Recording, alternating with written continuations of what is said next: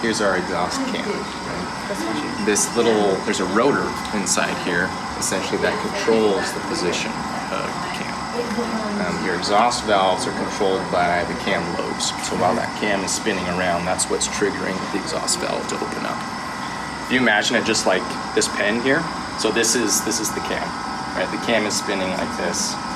When variable exhaust timing or phasing kicks in, what essentially happens is it will advance, so we stop the position, advances the position, I should do it backwards, hold on. It advances the position of the rest of the cam. Okay, so the cap kind of stays in place and then continues to spin. So you've just advanced the rotation of the lobe itself. And so now you're taking advantage of those exhaust valves opening up sooner than they would in the normal process. Because your gear is still driven by your flywheel, by the gear train, right? So this timing stays the same, this timing advances.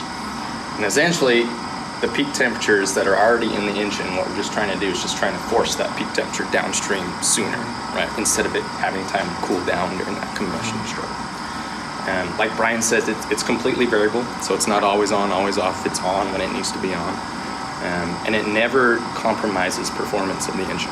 As you can imagine, if we are opening up exhaust valves sooner in the combustion process, right, you're missing out on something there, right? Because if you keep those valves closed, that's where all that power comes from, in the middle of that combustion stroke.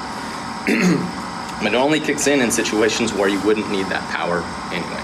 So in situations like idle, it can come on at road speeds.